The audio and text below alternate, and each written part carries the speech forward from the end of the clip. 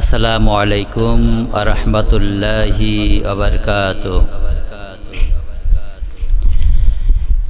ইন্নাল হামদালিল্লাহিল কারামিল্লাযী খালাকাল ইনসানা ওয়া কাররামাহু ওয়া 'allamahu মিনাল বায়ানি মা lam يعلم فسبحان الذي لا يحصى امتنانه باللسان ولا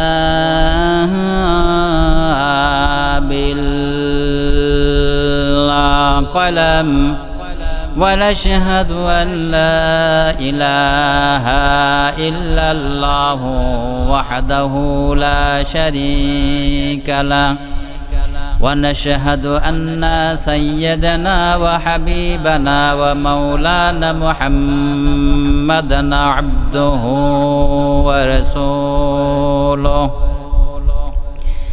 الذي أرسله بالحق بشيرا ونذيرا وداعيا إلى الله بإذنه وسراجا منيرا فقد قال الله تعالى في كلامه المجيد والفرقانه الحميد أعوذ بالله من الشيطان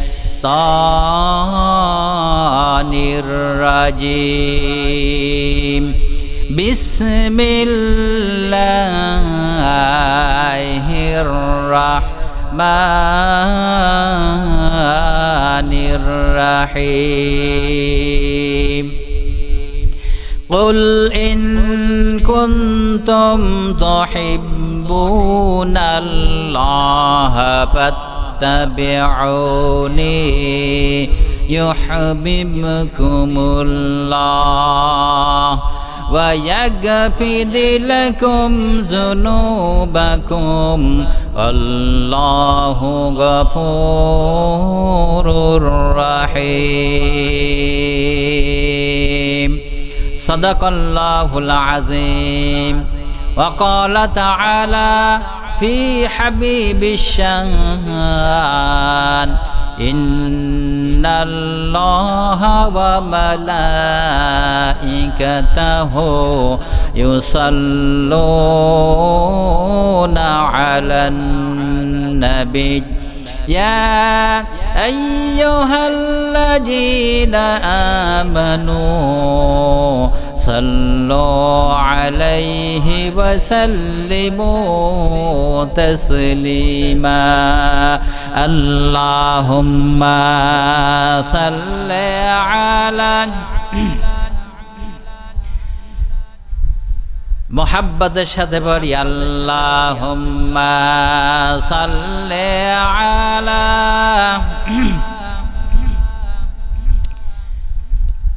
ওয়া আলা আলি আকাশের ওই তারাগুলি ঝিলমিলে ঝিলমিলে জ্বলছে ডালে ডালে ফুলগুলো সৌরভে দুলছে রসূল এসেছে হাবিব এসেছে রসূল এসেছে হাবিব এসেছে জোরে বলেন ঠিক কিনা আমার ভাইরা রবিউল মহানবী মুহাম্মদ রাসূলুল্লাহ সাল্লাল্লাহু আলাইহি সাল্লাম কোন মাসে আগমন করেছিলেন? তাহলে আমরা এখন কোন মাসের ভিতরে আছি?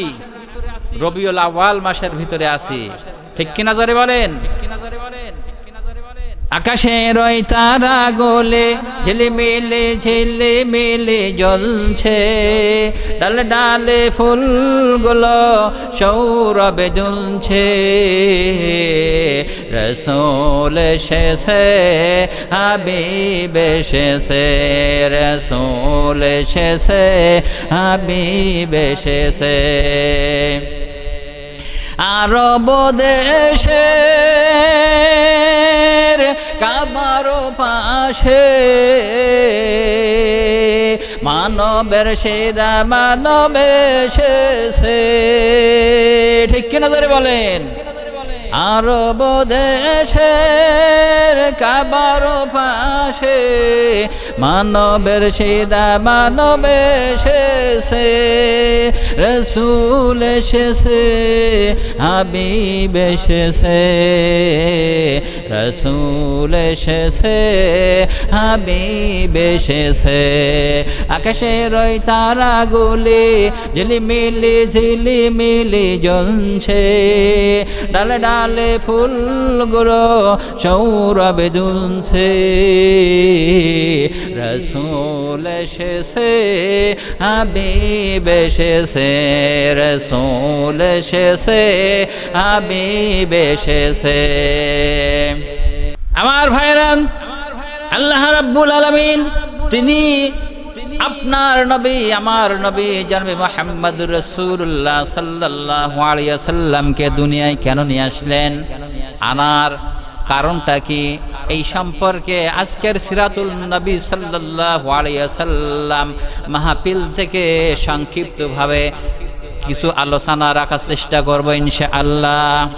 আমার ভাইরা, আমার বন্ধুগণ, আল্লাহর নবী জনাবে মুহাম্মদুর রাসূলুল্লাহ সাল্লাল্লাহু আলাইহি সাল্লামকে আল্লাহ রাব্বুল আলামিন দুনিয়ায় কেন পাঠালেন, তার দায়িত্বটা কি ছিল, মিশনটা কি ছিল, এই সম্পর্কে আল্লাহ তাআলা কোরআনুল কারীমের ভিতরে বলেছেন।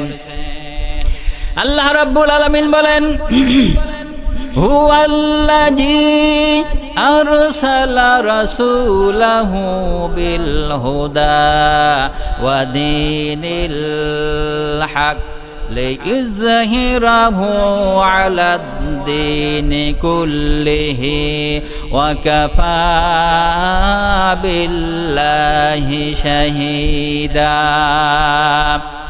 আল্লাহ রাব্বুল আলামিন বলেন, ওয়াল্লাযী আরসালা রাসূলাহু বিল হুদা, আমি রসুলকে পাঠিয়েছি দ্বীনে হক সত্যের বিধান দিয়ে জমিনে পাঠিয়েছি, অর্থাৎ কোরআনুল কারীমকে দিয়ে আমি রসুলকে জমিনে পাঠিয়েছি যাতে করে মানব রচিত যত আইন রয়েছে, মানব যত রচিত যত মত রয়েছে, যত পথ রয়েছে, সবগুলো উচ্ছেদ করে দিয়ে আল্লাহ রাব্বুল আলামিন বলছেন আমার দিনকে প্রতিষ্ঠিত করে দিতে পারে, বিজয় করে দিতে পারে, এই জন্য আমি রসুলকে পাঠাইছি। জোরে গান সুবহানাল্লাহ।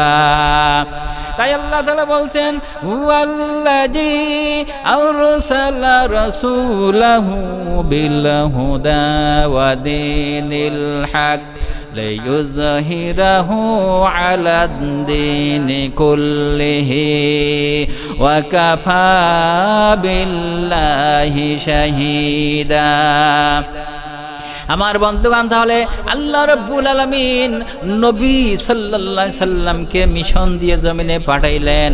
আমার ভাইরা, আমার বন্ধুগণ, তাহলে আমি বলতে চাই যে নবী করিম সাল্লাল্লাহু আলাইহি সাল্লামকে যে দ্বীনের দাওয়াত দেওয়ার জন্য, কোরআনের আইন জমিনে প্রতিষ্ঠিত করার জন্য আল্লাহ তাআলা জমিনে পাঠাইলেন, তাহলে আজকের ওই কোরআনুল কারীম নবী নাই, রাসূল নাই, আজকের আমাদের পরে রয়ে গেছে। কিন্তু আমি বলতে চাই ভাইরা আমার, ওই কোরআনের যে হুকুম প্রতিষ্ঠিত করার জন্য আমাদের কাজ করা দরকার আছে না নাই? আর জোরে বলেন, আছে না নাই? আমার ভাইরা, আল্লাহর নবী জনাবে মুহাম্মদুর রাসূলুল্লাহ সাল্লাল্লাহু আলাইহি সাল্লাম যেমন কোরআনের কাজ করেছে, আজকে রসুল নাই, তাহলে প্রত্যেক মানুষের এই কোরআনুল কারীম, আমি আপনাদের কাছে একটা প্রশ্ন রাখতে চাই, এই কোরআন বলেন, সবাই জবান ছেড়ে দিয়ে বলেন, কোরআন প্রত্যেক মানুষের জন্য কিনা? বলেন, প্রত্যেক মানুষের জন্য, না খালি ইমাম সাহেবের জন্য, না খতিব সাহেবের জন্য, না মাওলানা সাহেবের জন্য, মুহাদ্দিস সাহেবের জন্য, পীর সাহেবের জন্য? না না, এ কোরআন মানব জাতি, গোটা মানব জাতি, গোটা বিশ্ব জাহানের জন্য কোরআন জারি করেন। সুবহানাল্লাহ। তাহলে আপনি আমি মনে করব যে কোরআন আমার জন্য না, আমি এই কোরআনের আয়াতগুলো বেছে বেছে এইগুলো আমি তেলাওয়াত করব, এর হুকুম এইগুলো পালন করব। তাই যদি হতো তাহলে নবী করিম সাল্লাল্লাহু আলাইহি সাল্লাম কিন্তু মার খেতেন না, খেতেন। আজকের আমাদের ভিতরে এক শ্রেণীর লোক রয়েছে, মসজিদে যায়, মসজিদে যেয়ে মসজিদের নামাজ পড়ে এরপর দেখা যায় তাসবিহ তাহলিল করে, কোরআন তেলাওয়াত করে, আর বাড়িতে আসে, মসজিদে যায়, বাড়িতে আসে। কিন্তু আপনাদের কাছে আমার প্রশ্ন, এই যদি আপনার আমার দায়িত্ব হতো তাহলে রাসূল করিম সাল্লাল্লাহু আলাইহি সাল্লাম, সাহাবা ইকরামরা তাহলে তো ওই মসজিদে নামাজ আদায় করত আর তাসবিহ তাহলিল আদায় করত আর বাড়িতে আসতো। তাহলে তায়েফের ময়দানে রক্ত ঝরানো লাগতো না, তাহলে উহুদের ময়দানে নবী করিম সাল্লাল্লাহু আলাইহি সাল্লামের রক্ত ঝরানো লাগতো না, কাফের বেঈমানদের কাছে নির্যাতিত নিষ্পেষিত হওয়া লাগতো না। জোরে বলেন ঠিক কিনা? আল্লাহ রাব্বুল আলামিন তাই বলছেন। আল্লাহ তাআলা বলেন, ওয়াকাতিলুহুম হাত্তা লা তাকুনা ফিতনাতুন ওয়া ইয়াকুনাদ-দীনু ওয়ায়াকুনাদ-দীনু কুল্লুহু লিল্লাহ। আল্লাহ রাব্বুল আলামিন বলেন, তোমরা সংগ্রাম করো, তোমরা লড়াই করো, তোমরা যুদ্ধ করো, সংগ্রাম করো, যতক্ষণ পর্যন্ত আমার জমিন থেকে ফিতনা ফাসাদ অন্যায় জুলুম যতক্ষণ পর্যন্ত দুর্ভিত না হবে ততক্ষণ তোমাদেরকে কথা বলা লাগবে, লড়াই করা লাগবে। আমার ভাইরা, আমার বন্ধুগণ, তাহলে কোরআনের আয়াতটা সূরা আনফাল 39 নম্বর আয়াতে, এই আয়াতটার ভিতরে আল্লাহ রাব্বুল আলামিন যা বললেন আপনারা আজকের মাহফিলে তারা শুনতেছেন, আমার বন্ধুগণ, তাদের কাছে প্রশ্ন, এই আয়াতটা কি আপনাদের জন্য আছে না নাই? কেবলমাত্র কি আমার জন্য না আপনার জন্য, গোটা জাহানের জন্য? বলেন ঠিক কিনা? আমার বন্ধুগণ, তাহলে আপনি আমি হাত গুটিয়ে বসে থাকবো, বাইরে চলবে শয়তানের রাজত্ব, মানব রচিত আইন চলবে, মানব রচিত মতবাদ চলবে। এই জন্য আপনারা সে অপেক্ষায় বসে থাকবেন, ওরা যা পারে করুক। আমার বন্ধুগণ, এই কথা রাসূল করিম সাল্লাল্লাহু আলাইহি সাল্লামকে আল্লাহ তাআলা জমিনে পাঠাইছেন এই জন্য, মানব রচিত মতবাদকে দুনিয়া থেকে উচ্ছেদ করে আল্লাহর দ্বীন প্রতিষ্ঠিত করার জন্য রাসূলকে পাঠিয়েছেন। আমার ভাইরা, রাসূল করিম সাল্লাল্লাহু আলাইহি সাল্লাম যখন দ্বীনের দাওয়াত দিতে লাগলো, কলেমার দাওয়াত দিতে লাগলো, আমার ভাইরা, তখন আবু জেহেল উতবা সাহেবা রাসূলকে নিষেধ করলো কলেমার দাওয়াত না দেওয়ার জন্য। আমার ভাইরা, রাসূল করিম সাল্লাল্লাহু আলাইহি সাল্লাম শুনলেন না। আমার বন্ধুগণ, রাসূল করিম সাল্লাল্লাহু আলাইহি সাল্লামকে অফার দিলেন যে তুমি যদি কলেমার দাওয়াত না দাও তাহলে তোমাকে এই মক্কা নগরে তোমাকে কি করা হবে? রাষ্ট্রপ্রধান প্রেসিডেন্ট বানাই দেওয়া হবে, যত টাকা পয়সা লাগে, স্বর্ণ যা লাগে আমি তোমাকে সম্পূর্ণ ভরপুর করে দেব, এমনকি তুমি যে যা চাও না কেন আমি সবগুলো তোমার পরিপূর্ণ করে দেব। আল্লাহর নবী জনাবে মুহাম্মদ রাসূলুল্লাহ সাল্লাল্লাহু আলাইহি সাল্লাম মনে মনে চিন্তা করলেন, আমি যদি আবু জেহেলদের কথা শুনি, আমি যদি রাষ্ট্রপ্রধানের দায়িত্ব পালন করি, তাহলে তো সমস্ত কাফেররা হবে যে প্রধানমন্ত্রী, তারপর স্বরাষ্ট্রমন্ত্রী, উপমন্ত্রী, পাতিমন্ত্রী, সাতনী মন্ত্রী, সব ওই আবু জেহেল উতবা সাহেবেরা হবে, আমার প্রেসিডেন্ট হয়ে কোনো লাভ হবে না। এই জন্য নবী করিম সাল্লাল্লাহু আলাইহি সাল্লাম তিনি মনে করলেন, না না, আমার রাষ্ট্র দরকার নাই। তিনি মনে মনে চিন্তা ভাবনা করলেন, আগে আমাকে কি করার প্রয়োজন? লোক তৈরি করতে হবে, লোক তৈরি করতে হবে। আস্তে আস্তে করে ইসলামের ভিতরে, কোরআনের দাওয়াতের ভিতরে লোক তৈরি করতে লাগলো। এক পর্যায়ে দেখা গেল রাসূল করিম সাল্লাল্লাহু আলাইহি সাল্লামের দলে কোরআনের ছায়াতলে আস্তে আস্তে লোক যখন প্রবেশ করা আরম্ভ করে দিয়েছেন, তখন আবু জেহেল উতবা সাহেবাদের মাথা খারাপ হয়ে গেছে, কি করে রসুলকে ঠেকানো যায়।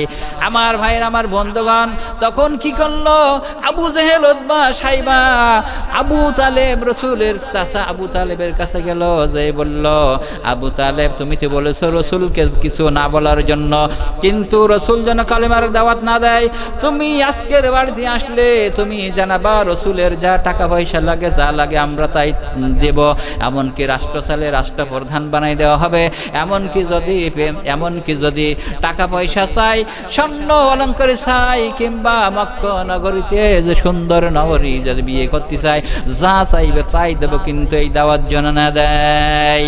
আমার ভাইরা, আমার বন্ধুগণ, নবী করিম সাল্লাল্লাহু আলাইহি সাল্লাম যখন বাড়িতে আসলেন, আবু তালেব চাচা ডাক দিলেন মুহাম্মদ সাল্লাল্লাহু আলাইহি সাল্লামকে, ডাক দিলেন ভাতিজা। রাসূল করিম সাল্লাল্লাহু আলাইহি সাল্লাম বললেন, চাচা কি হয়েছে বলেন। আবু তালিব বলল যে আবু জেহেলরা আসছিল, তারা একটা যে অফার দিয়ে গেছে, তুমি যে কোরআনের দাওয়াত যদি না দাও, যদি ইসলামের দাওয়াত না দাও, কলেমার দাওয়াত যদি না দাও, এর জন্য তোমার যদি রাষ্ট্রপ্রধান হতে চাও তাকে বানাই দেওয়া হবে, তুমি যদি কোনো নেতৃত্বে চাও তাই দেওয়া হবে, তোমার টাকা পয়সা স্বর্ণ দাড়ি যা লাগে তাই দেওয়া হবে। রসুলকে বললেন, তখন রসুল করিম সাল্লাল্লাহু আলাইহি সাল্লাম বললেন, চাচা যান শুনে রাখেন, ওরা যেটা দিতে পারে সেটা তো দূরের কথা, আর যেটা দিতে পারবে না সেটাও তো দূরের কথা। এমনকি যদি আকাশের ওই চন্দ্রটা, আকাশের সূর্যটা ধরিয়ে এনে যদি আমি মুহাম্মদ সাল্লাল্লাহু আলাইহি সাল্লামের ডান হাতে উঠাই দেওয়া হয়, এমনকি যদি আকাশের পূর্ণিমার চাঁদটা ধরিয়ে এনে আমি মুহাম্মদ সাল্লাল্লাহু আলাইহি সাল্লামের বাম হাতে উঠাই দেওয়া হয়, এমনকি ওরা যেটা দিতে পারে আর নাও পারে এমন কিছু যদি আমাকে দিতে চাই, তারপরেও আমি নবী মুহাম্মদ সাল্লাল্লাহু আলাইহি সাল্লাম এক মুহূর্তের জন্য তাওহীদের কালেমার দাওয়াত বন্ধ করব না। জোরে কোন সুবহানাল্লাহ, আর জোরে বলেন সুবহানাল্লাহ। আমার বন্ধুগণ, এইবার আবু জেহেল খেপে গেল, রাসূল করিম সাল্লাল্লাহু আলাইহি সাল্লামের পরে খেপে গেল, দেখলো যে আস্তে আস্তে করে কোরআনের ছায়াতলে সব মানুষ যেতে লেগেছে। যতই প্ররঞ্চনা দিক না কেন, মুহাম্মদ সাল্লাল্লাহু আলাইহি সাল্লাম একজন মিথ্যুক, মুহাম্মদ সাল্লাল্লাহু আলাইহি সাল্লাম একজন সন্ত্রাসী, এইভাবে আবু জেহেল তার উতবা সাহেবা তারা এইভাবে প্রচার করতে লাগলো। কিন্তু যত প্রচার করে তত ইসলামের দলে লোক প্রবেশ করে, বলেন ঠিক কিনা? আমার বন্ধুগণ, আপনারা লক্ষ্য করে দিয়ে নেন বর্তমান প্রেক্ষাপটটার দিকে, আলেমদেরকে ধরে ধরে তাদেরকে কিভাবে নির্যাতন করা হয়েছে, কিভাবে জেল দেওয়া হয়েছে, কিভাবে আয়না ঘরে রাখা হয়েছে, কিভাবে ফাঁসি দেওয়া হয়েছে। এত কিছু দেওয়ার পরেও মানুষ কিন্তু আগের চাইতে এখন দ্বিগুণ না দ্বিগুণেরও বেশি কালেমার দাওয়াত গ্রহণ করে এখন ময়দানে ঝাঁপিয়ে পড়েছে। জোরে বলেন ঠিক কিনা? আর জোরে বলেন ঠিক কিনা? আমার ভাইরা, তাহলে এগুলো হলো যে একমাত্র কি, যে রাসূল করিম সাল্লাল্লাহু আলাইহি সাল্লাম যে আদর্শ, তিনি যে কোরআন নিয়ে এসেছে, কোরআনের বিধান এর দাওয়াত দেওয়ার কারণে আজকের আমাদের কাছে এগুলো কি সুস্পষ্ট হয়ে গেছে। আমার ভাইরা, আবু জেহেল খেপে গেল। আবু জেহেল কি করলো? কোনো পথ না পেয়ে মুহাম্মদ সাল্লাল্লাহু আলাইহি সাল্লামের কাছে আবার চলে গেল। মুহাম্মদ সাল্লাল্লাহু আলাইহি সাল্লামকে আবার বলল, মুহাম্মদ সাল্লাল্লাহু আলাইহি সাল্লাম আবার বলল, না না না না না, কোনো অবস্থাতেই আমি কালেমার দাওয়াত ছাড়তে পারবো না। আবু জেহেলের রাগ হয়ে গেল। আবু জেহেলের কাছে যে গলায় গামছা ছিল, ওই গামছা দিয়ে, চাদর দিয়ে রাসূল করিম সাল্লাল্লাহু আলাইহি সাল্লামের গলায় পেঁচ মেরেছে। মারার সঙ্গে সঙ্গে রাসূল করিম সাল্লাল্লাহু আলাইহি সাল্লাম জমিনে পড়ে গেল। তাকে ফেলাইয়া তাকে প্রহার করেছে, শরীরটা রক্ত রক্ত করে ফেলিয়েছে। আমার ভাইরা, আমার বন্ধুগণ, আমার ভাইরা, এই ঘটনা যখন ঘটলো, হযরতে হামজা তখন ইসলাম ধর্ম গ্রহণ করেন নাই। রসুলের চাচা হামজা তখন ইসলাম ধর্ম গ্রহণ করেন নাই। যখন শিকার থেকে ফিরে আসলো, শিকার থেকে ফিরে আসার পরে হযরতে হামজার যে দাসী ছিল, দাসীর মুখে খবর খবর শুনতে পেল যে তোমার ভাতিজা মুহাম্মদ সাল্লাল্লাহু আলাইহি সাল্লামকে আবু জেহেল মেরে রক্ত রক্ত করে বেহুশ করে রেখে দিয়েছে। দেখে এসো যে হযরত হামজা আর বাড়িতে ঢুকলেন না, ওইভাবে চলে গেলেন রাসূল করিম সাল্লাল্লাহু আলাইহি সাল্লামকে দেখার জন্য। দেখলো রাসূল করিম সাল্লাল্লাহু আলাইহি সাল্লাম তিনি বেহুশ অবস্থায় পড়ে আছেন। আমার বন্ধুগণ, আমার ভাইরা, তখন আবু জেহেল, আমার বন্ধুগণ, হযরতে হামজা তখন ইসলাম গ্রহণ করেন নাই, তিনি চলে গেলেন আবু জেহেলের বাড়িতে।